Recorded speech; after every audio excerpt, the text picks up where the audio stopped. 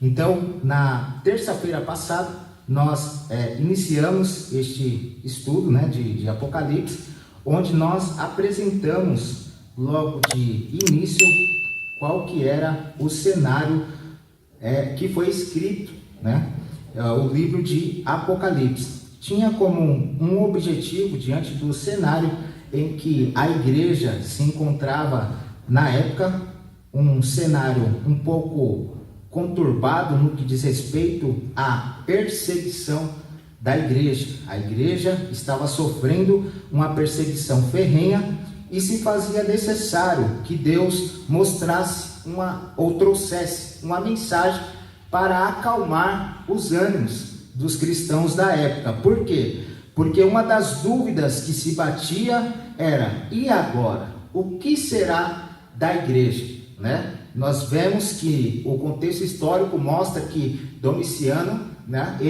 Domiciano, é isso mesmo, né? Domiciano, que tem Domiciano e tem Domiciano, né? Teve dois imperadores ali, dentre eles, nesse contexto aqui de Apocalipse, nós vamos ver que ele estava chegando ao nível de querer receber a adoração, aonde ele queria que todos aqueles que ali estavam se prostrassem diante dele, reconhecendo ele como Deus, né? Mas nós sabemos que cristão que é cristão não se dobra diante das imposições do mundo, mas se mantém firme, independente das perseguições e dificuldades. Mas só que o que é interessante e curioso nós notarmos, que a perseguição da época ali, não é essa perseguição que você vê hoje, estão me perseguindo, estão falando mal de mim, estão postando coisas aí a meu respeito, não é nada disso, moça. O negócio ali era perseguição séria mesmo. Se nós procurarmos buscar, tem um livro que fala assim, se não me falha a memória, é As Catacumbas de Roma, né? E tem também um outro livro que vai falar sobre os mártires, né? Os heróis da fé, os mártires cristãos, né? Homens e mulheres que morreram, que não negaram o nome de Jesus Cristo, permaneceram firmes. E nós vamos ver que estes homens, eles eram cortados ao meio, inclusive quando nós lemos lá a galeria dos heróis da fé, nós vamos ver ali uma série de homens que não negaram o nome de Jesus, ficaram aguardando a promessa, morreram sem ver o cumprimento, mas guardando firme a promessa. Nós vamos ver que até mesmo nesse contexto aqui agora, apenas João está vivo, né? Paulo já havia morrido aqui. Paulo, ele já havia partido, inclusive no período em que Nero tocou fogo em Roma. Era nesse período que Paulo estava atuando ali, até mesmo sendo reconhecido como um dos líderes ou dos chefes principais ali do cristianismo. Então o que eles fizeram? Mataram também Paulo, que foi aí uma referência, né, para o cristão ali. E mesmo essas pessoas morrendo, quanto mais matava, mais o que? Crescia. Hoje em dia, será que seria o mesmo efeito? Fica a dúvida, fica a pergunta aí para nós pensarmos, né? Será que fosse nos dias de hoje esse tipo de perseguição, perder filho, perder marido, perder tudo por amor a Cristo? Já pensou, velho? Misericórdia. E aí, você nega ou eu levo dos teus? É difícil a gente olha hoje aqui, é muito tranquilo, porque a gente sabe do desfecho, né, do final da história, né? Mas se nós fôssemos enfrentar, inclusive hoje, nós vamos ver que hoje o que mais se fala é a geração geração Nutella. O pastor Camilo fala aqui do mimimi. Parece até que é o Chaves chorando, né? Enfim. Mas nós vamos ver que no contexto de hoje seria um pouco difícil enfrentar esse tipo de perseguição. Pois bem, aí nós vamos ver também, nós destacamos na terça-feira anterior, que essas 7 cartas, agora já entrando nas 7 cartas, nós discorremos aí o capítulo 1, agora a partir do capítulo 2 agora, nós começamos a ver, já a discorrer aqui as 7 cartas. Na terça-feira anterior, nós falamos sobre as 7 estrelas, falamos sobre os candelabros, né, os 7 candelabros. Nós vamos ver que as 7 estrelas representam os pastores, os candelabros representam a igreja. Nós vemos agora, já começamos a ver um Cristo agora glorificado, querendo mostrar para os cristãos daquela época que aquele Cristo desfigurado que ali estava no Calvário não é mais esse, agora é um Cristo glorioso. Mas não é que é outro Cristo, tá, irmãos? Vamos explicar aqui melhor. É o mesmo, mas agora ele se apresenta como aquele que está à destra de Deus, como aquele que governa todas as coisas, como aquele que tem todo o poder, todo o domínio nas suas mãos, e que embora o cenário que os cristãos da época estavam enfrentando parecia um cenário conturbado, difícil de enfrentar, ele está no controle de todas as coisas. É esta a mensagem, que é revelar o Cristo que está no controle de tudo. Pois bem, nós vamos ver que quando nós discorremos já aqui no Apocalipse, capítulo 1, versículo 1 ao 2, nós vimos aí a questão da revelação de Jesus Cristo, e agora nós chegamos já no capítulo 2, versículo 2, que inicia dizendo assim, ou melhor, pega o versículo 1. Escreve ao anjo da igreja que está em Éfeso. Primeira coisa, se nós pararmos para analisar, todos esses inícios que começa aqui da carta direcionada a uma determinada igreja, seja Éfeso, Esmina, Tiatira, Pérgamo, né, enfim, nós vamos ver que sempre é direcionada ao anjo que representa o pastor da igreja. Nós destacamos também na terça-feira passada que não havia apenas 7 igrejas ali, tá? Embora foram apenas 7 cartas direcionadas a 7 igrejas, haviam mais igrejas lá. Porém, essas cartas, elas seriam direcionadas para essas respectivas igrejas, mas obviamente ela serviria também para as outras igrejas. Pois bem, aí nós iniciamos aqui, escreve ao anjo da igreja que está em Éfeso. Isso diz aquele que tem na sua destra as 7 estrelas, que anda no meio dos 7 castiçais de ouro, que são as 7 igrejas, amém, as 7 igrejas. Eu sei as tuas obras. Um ponto que vai nos chamar a atenção aqui é essa expressão, eu sei. Primeira coisa, nós vamos observar aqui que sempre que ele inicia, ele começa mostrando, eu sei. Nós vemos aqui no versículo 2 do capítulo 2, que inicia dizendo, eu sei. No versículo 9, nós vemos também, eu sei as tuas obras. No versículo 13, nós vemos essa expressão novamente, eu sei as tuas obras. No versículo 19, nós vemos, eu conheço, eu sei, é algo, uma expressão bem familiar ou parecida, semelhante. Nós vamos ver também que essa expressão aparece também no capítulo 3, versículo 1. E ao anjo da igreja que está em Sardes, escreve isto. Isso diz o que tem os 7 Espíritos de Deus e as 7 estrelas. Aí diz, eu sei as tuas obras. Nós vemos também no versículo 8. No versículo 8 também nós vemos essa expressão, eu sei as tuas obras. E também no versículo 15, nós vemos também essa mesma expressão, eu sei as tuas obras. Então, o que é importante nós destacarmos aqui, que Cristo, ele não via ali apenas a aparência das igrejas, o número da igreja, a reputação da igreja, mas ele avaliava a igreja por inteiro. Ele conhece as obras, as ações de cada uma das congregações ou igrejas que ali está sendo direcionadas esta carta. Detalhe, por ele conhecer, ele aciona aquele que está responsável pelaquela igreja, que é o anjo, o pastor. O pastor é aquele que deveria receber a mensagem de Deus, receber esta carta e transmiti-la à igreja.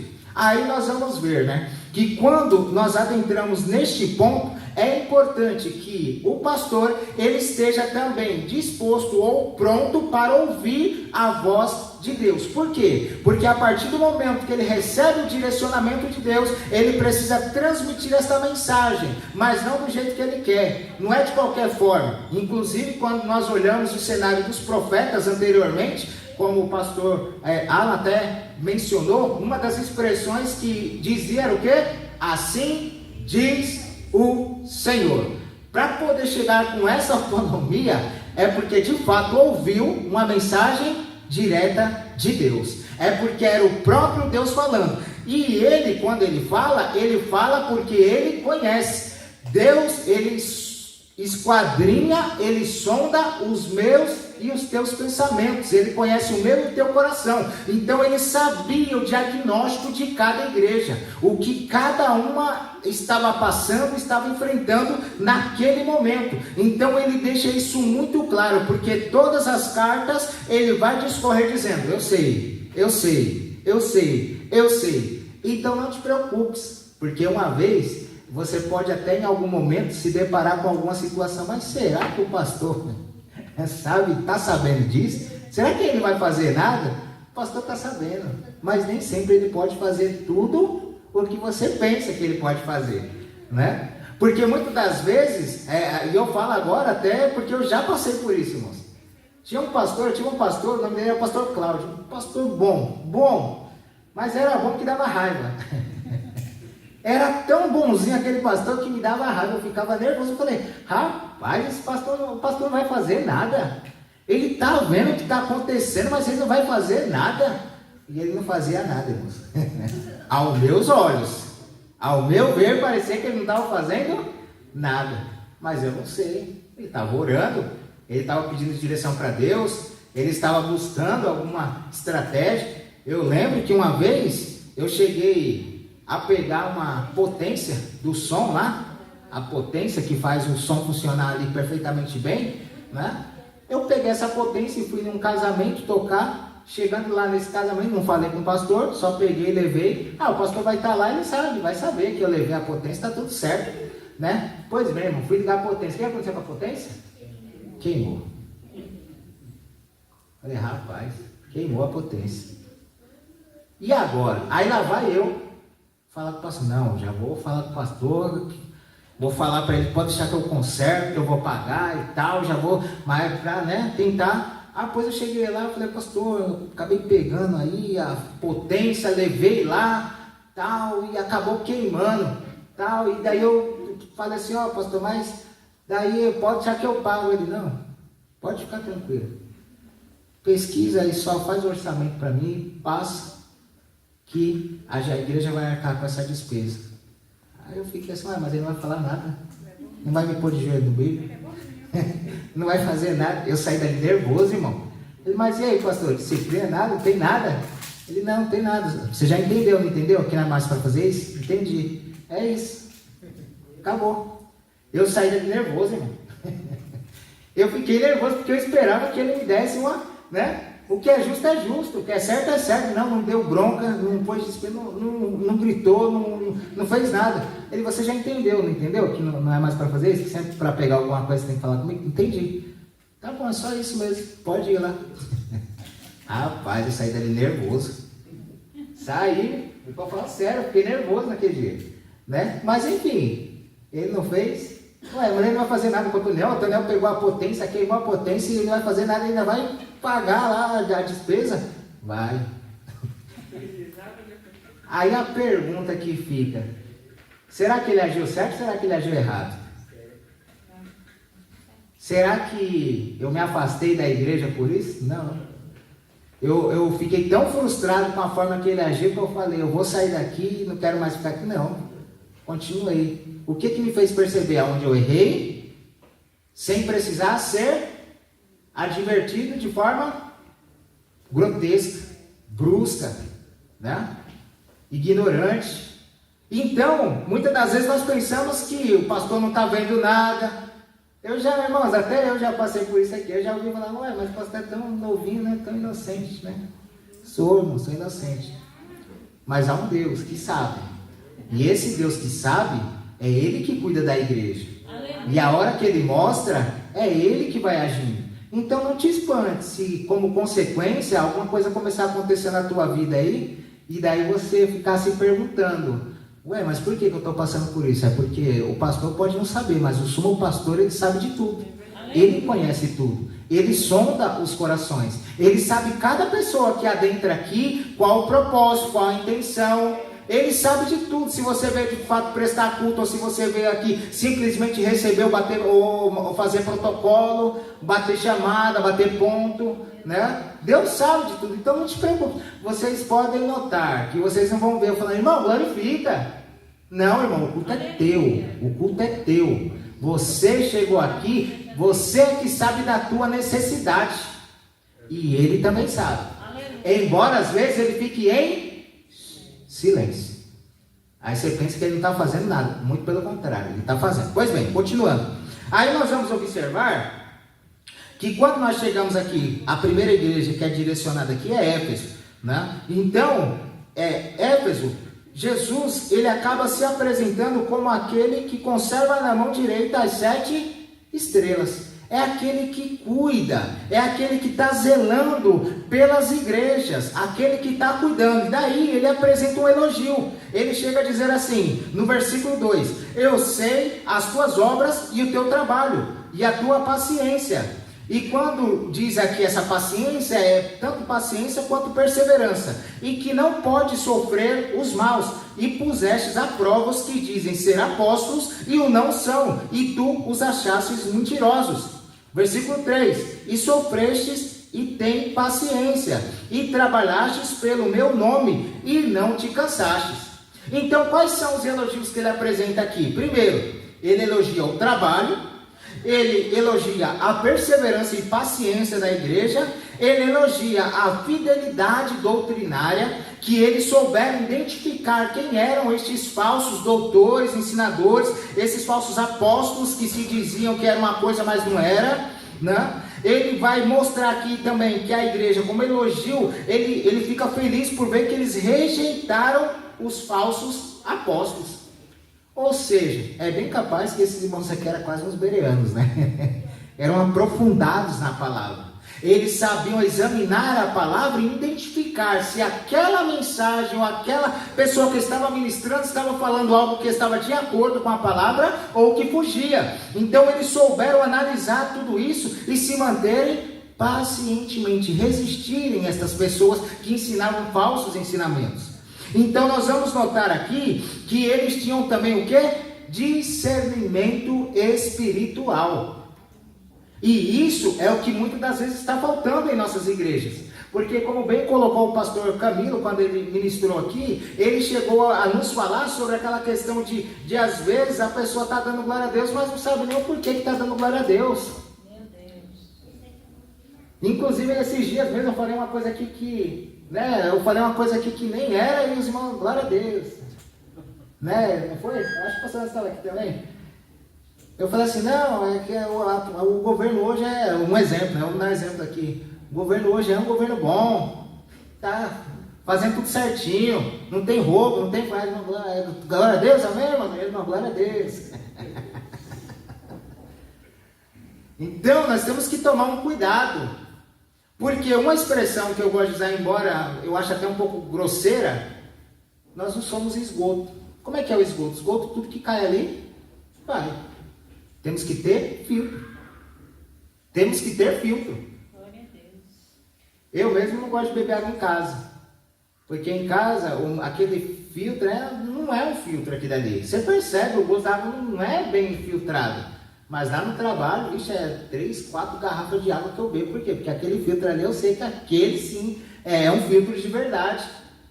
Tem que filtrar as coisas, não sair só porque a pessoa está, desculpa até usar essa expressão, mas a pessoa está sapateando, está pulando, está não sei o quê, tá, e aí, o que você entendeu com isso? O que você aprendeu com isso? Não aprendi nada.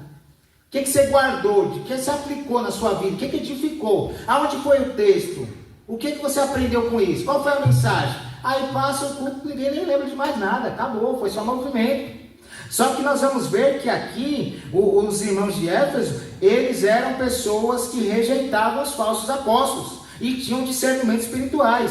Aí nós vamos ver que eles rejeitavam também, o versículo 6 vai dizer assim: tens porém isto, que aborrece as obras dos nicolaítas, as quais eu também aborreço.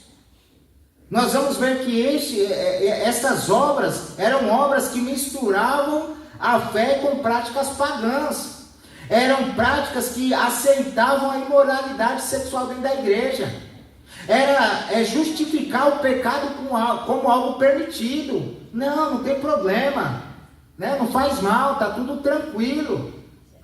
Aí nós vamos observar que entra também nessas obras dos nicolaítas, nós vamos ver que mostra também a questão de exercer um domínio abusivo sobre os irmãos, e eles resistiam a essas pessoas.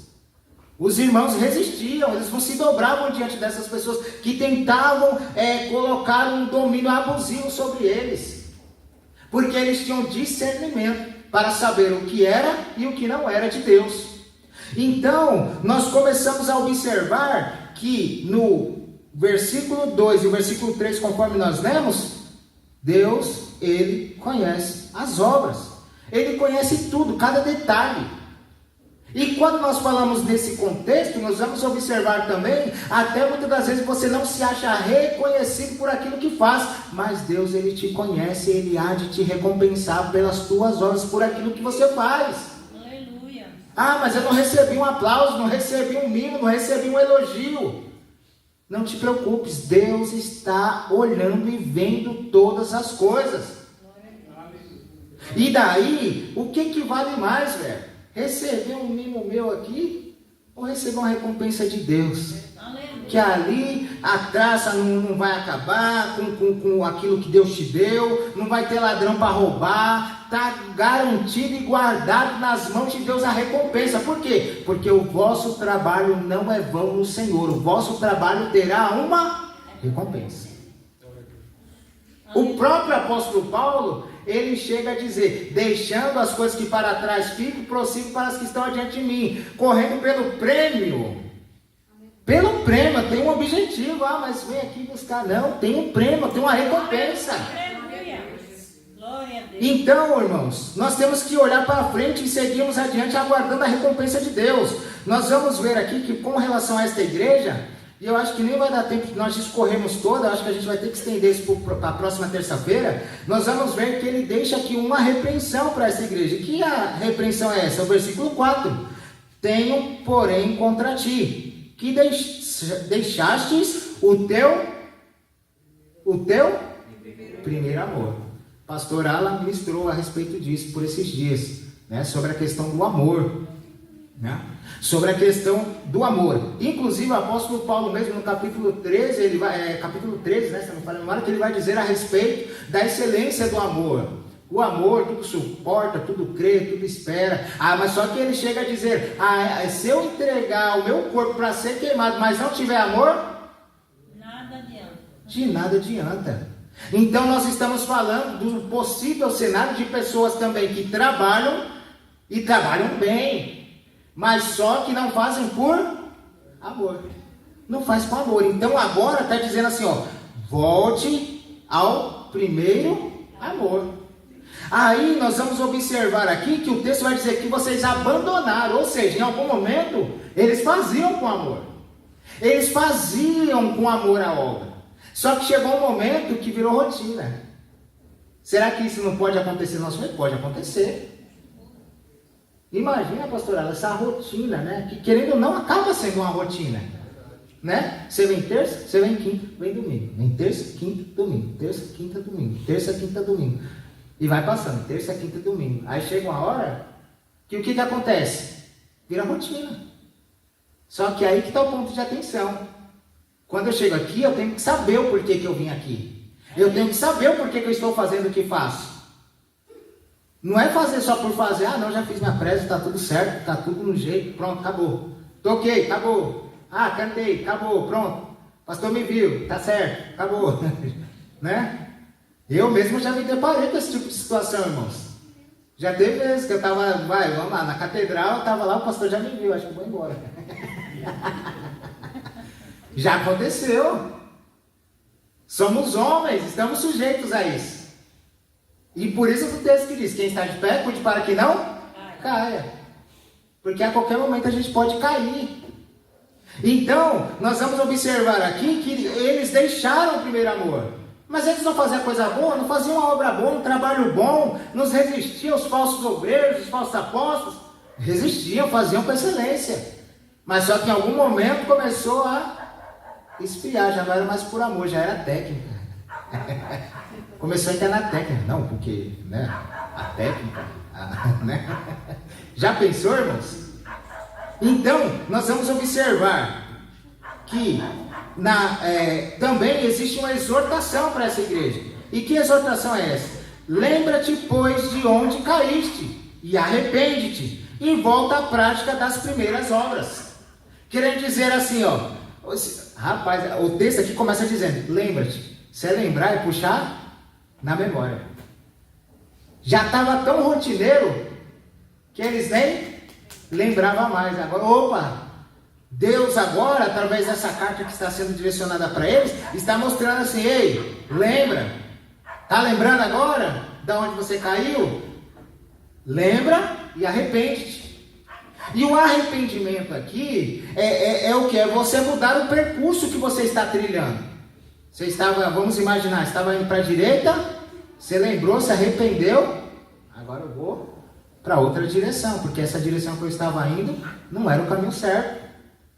É voltar ao início. Então nós vamos observar aqui, volta à prática das primeiras obras. Mas só que ele faz também uma promessa. Olha como Deus é bom, né? Como Deus é bom. Tá parecendo até o pastor Cláudio. Repreende, exorta, mas ainda faz uma promessa. Olha, que bênção. Faz uma promessa. Dar-lhe-ei que se alimente da árvore da vida. Nós vamos ver que eles faziam tudo certo, mas sem amor. Só que mesmo assim Deus consegue olhar para eles e fazer para eles uma promessa. Aí logo eu me lembro do texto que diz: porque Deus amou o mundo de tal maneira que deu o seu Filho unigênito para que todo aquele que nele crê não pereça, mas tenha a vida eterna. O outro texto vai dizer: porque todos pecaram, destituídos estão da glória de Deus. Só que Deus mesmo assim ele vem e faz a promessa, ó, porque Deus amou, que deu, ó, entregou, mesmo não merecendo. O que é isso? Graça, favor e merecido, né? Favor e merecido. E nós vemos isso aqui, Deus fazendo promessa. E se alimentar da árvore da vida, querendo dizer assim, vocês vão ter vida, e vida com abundância, né? Aí nós vamos observar aqui como uma forma de aplicação para nós sobre esta passagem, sobre esta carta de Éfeso. Nós vamos ver que é possível trabalhar para Deus sem cultivar intimidade com Deus. Esse que é o perigo. A gente trabalhar para Deus, eu estou fazendo para Deus, amém, glória a Deus, é para Deus, mas sem buscar intimidade. Fica parecendo trabalho, né? O trabalho, muitas vezes você está lá, mas você está lá porque você precisa manter sua casa.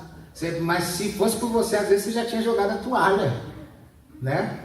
Já tinha jogado a toalha, mas como você tem sua família, tem tudo para sustentar, para fazer, aí você fala, não, vou continuar aqui aguentando. Aí fica parecendo até isso. Fica parecendo até que está trabalhando. Está trabalhando, mas não chegando em lugar nenhum. Sem intimidade com Deus. Aí nós vamos ver uma referência complementar sobre isso em Mateus capítulo 22. Vamos ver o que diz lá. Mateus capítulo 22, versículo 37. Quem achar pode ler em alto bom som aí. Mateus 22, 37. Jesus disse-lhe: amarás o teu Deus de todo o teu coração, de toda a tua alma, de todo o teu pensamento. Opa! Então quando nós olhamos esse texto, está dizendo, amarás o Senhor teu Deus de todo o teu... Ele é tudo para mim. Eu vou dar o meu tudo para o Senhor, de todo o teu coração, de toda a tua alma e de todo o teu pensamento. Sabe o que é isso? É você acordar pensando em Deus, caminhar pensando em Deus, trabalhar pensando em Deus. Aí é onde entra aquela expressão, aquele texto que diz também, orar sem cessar. É isso, irmão.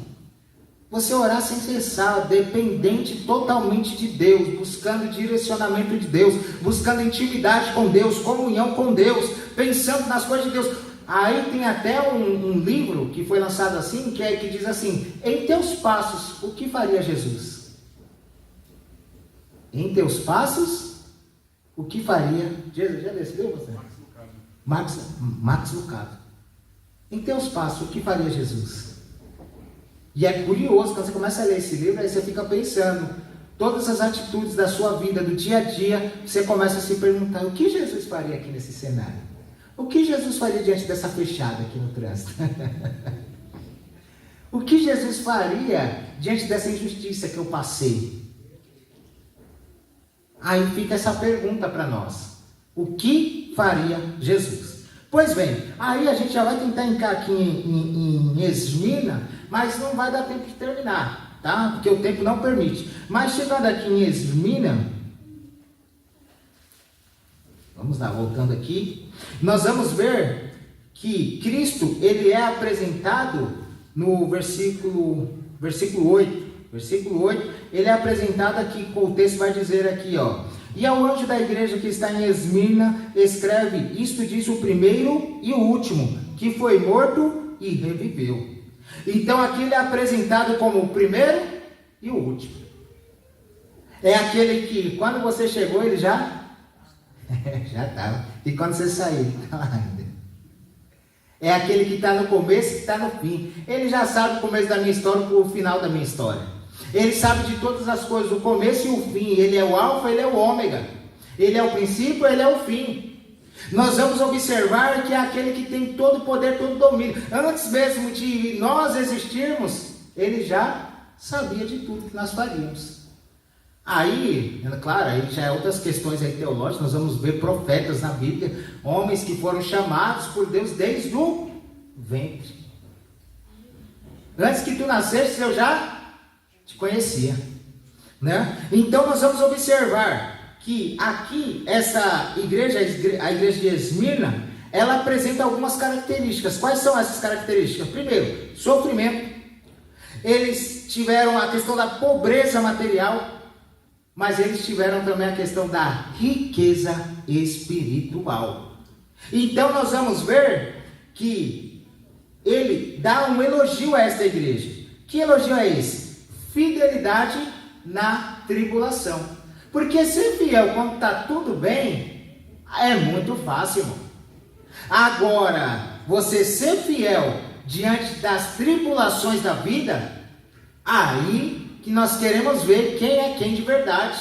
É aí que começa a separação entre o joio e o trigo. É aí que começa a haver a diferença entre o que serve e o que não serve. Nós vamos observar que ele dá este elogio a esta igreja, mas também ele dá uma exortação. E o que é interessante nós observarmos é que esta igreja ela não recebe repreensão. Essa igreja ela não foi criticada ou pontuada por alguma coisa. Vamos ali na salinha receber um feedback. Não recebeu nenhuma.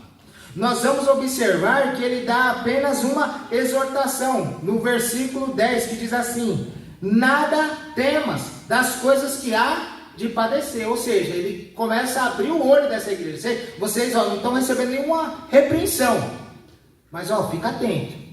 Fica atento porque nada temas das coisas que há de padecer. Versículo 10. Eis que o diabo lançará alguns de vós na prisão. Ele já está meio que preparando a igreja pela tribulação que eles haveriam de passar.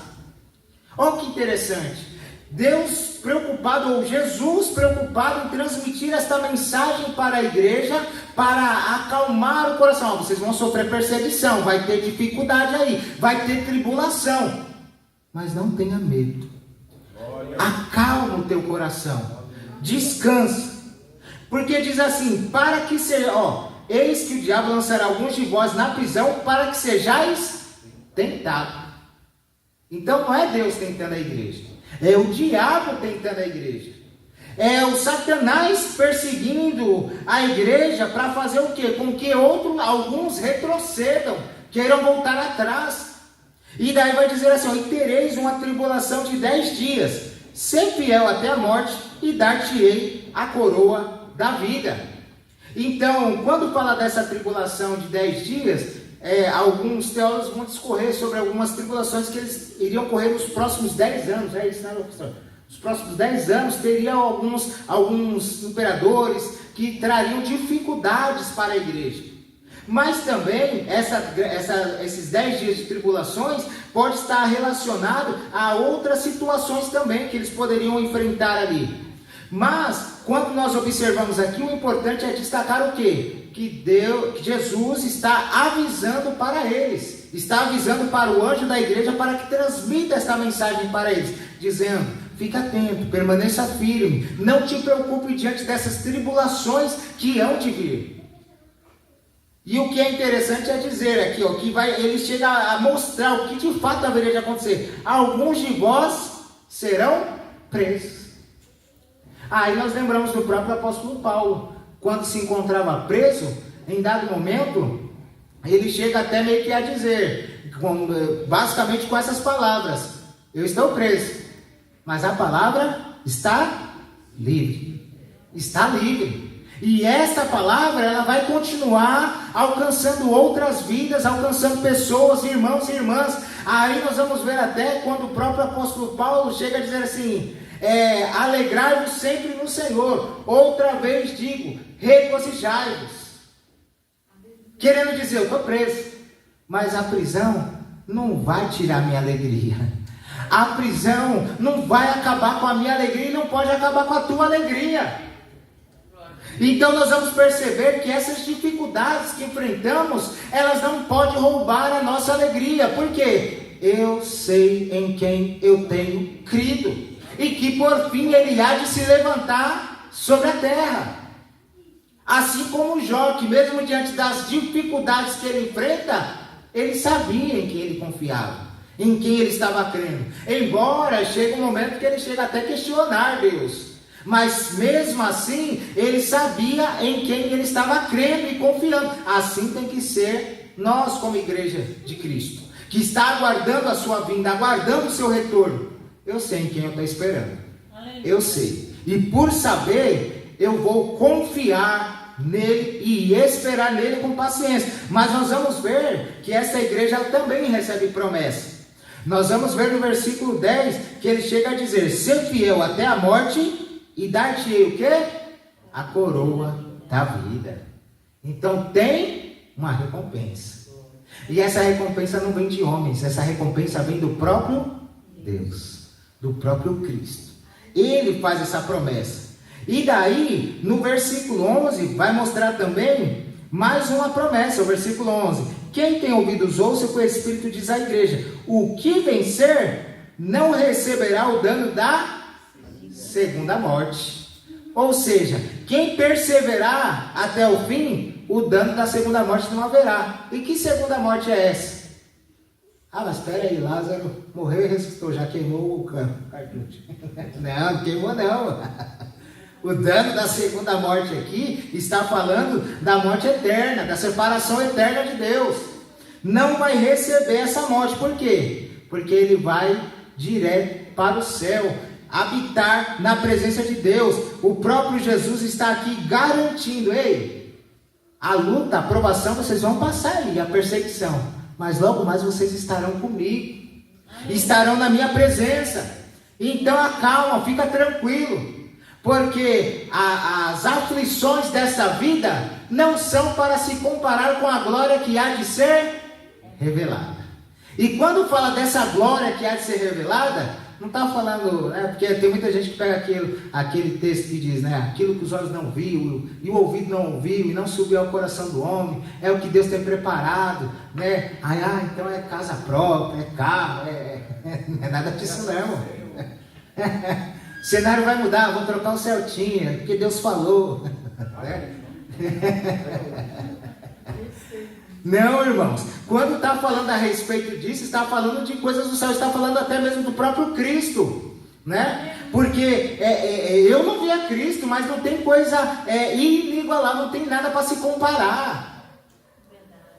As coisas do céu, aquilo que os olhos não viu e o ouvido não ouviu e não subiu ao coração do homem, é o que Deus tem preparado para todos aqueles que nele. Então continua esperando nele, crendo nele, confiando nele, porque são coisas, irmãos, que aos olhos humanos jamais vai conseguir mensurar a grandeza daquilo que está preparado para mim e para você. Mas é necessário ser vencedor.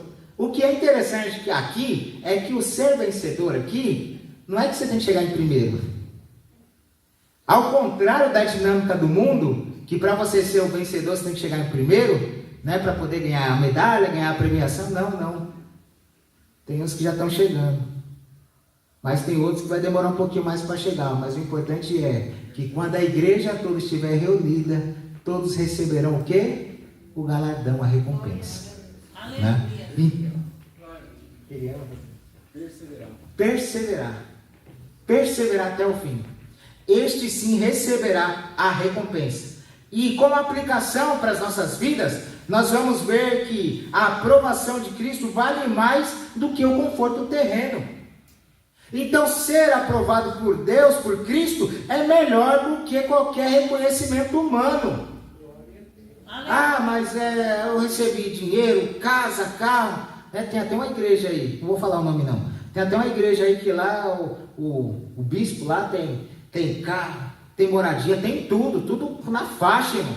Ele vive daquilo, é só aquilo. Tem alguma coisa? Não, digno trabalhador do seu salário. Né? Quem dera, seria mais fácil, né, pastor? Para a gente carregar, né, a cruz, né? Porque cada um está carregando só a cruz. Aqui seria mais fácil se a gente recebesse, né, casa, carro, tudo certinho, tudo na faixa. Ia ficar mais fácil, não precisava trabalhar CLT. Mas não, amanhã eu tenho que acordar às 5 horas da manhã para ir trabalhar. Chegar às 7 horas da noite. É isso. Né? Infelizmente é isso, irmãos. Mas nós vamos ver alguns que só fazem por causa desses atributos, por causa desses recursos, né? Aí nós vamos ver aqui uma referência que nós podemos utilizar aqui é Tiago. Vamos ver aqui, Tiago capítulo 1, versículo 12. Quem achar primeiro aí pode ler, irmãos. Tiago capítulo 1, versículo 12. Bem-aventurado o homem que suporta tentações, porque quando for provado, receberá a coroa da vida, o qual o Senhor tem prometido aos que o amam. Opa! Então, bem-aventurado, ou seja, mais do que feliz, é o homem que sofre a tentação. Não é que cede a tentação, tá, irmãos? Cuidado aí, hein? Não é o que cede a tentação, é o que sofre. Ele resiste. Sujeitados a Deus e resistir ao diabo, e ele fugirá de vós, tá? Então, é aquele que sofre a tentação, porque quando for provado, receberá a coroa da vida. Só vai ser aprovado quem foi provado. Só vai ser aprovado quem foi provado. Para você ser aprovado, você tem que passar pela prova. Né? Esses dias nós vimos aqui o testemunho aqui do Fábio, né? Falando, eu passei na prova, a prova era isso, era aquilo. Mas por que ele foi aprovado? Porque ele primeiro foi provado. Então, quer receber a bênção? Se prepare. Vai ter prova. Vai ter prova, vai ter dificuldade. Mas a recompensa é garantida por Deus. Amém? Então, aqui já finalizo esta parte. Aí na próxima terça a gente continua as demais igrejas, as demais cartas que são direcionadas, pois o tempo não permite nós continuarmos, mas que fique para nossa reflexão isso que nós já compartilhamos aqui com os irmãos, né? Perseverarmos firmes na presença do Senhor, mesmo diante das dificuldades, buscarmos o discernimento espiritual para sabermos o que é e o que não é, quem são e quem não são, né? Para que a gente possa também estar atento que mesmo diante das tentações, nós não podemos ceder às tentações, as dificuldades vão vir, as tribulações vão vir, mas só que a gente tem que ter o quê? Paciência e perseverança, né? Para continuarmos firmes na presença do Senhor, sabendo que quem prometeu é fiel para cumprir. Amém? Que Deus abençoe, amada igreja, em nome do Senhor Jesus. Neste momento, pastor Camilo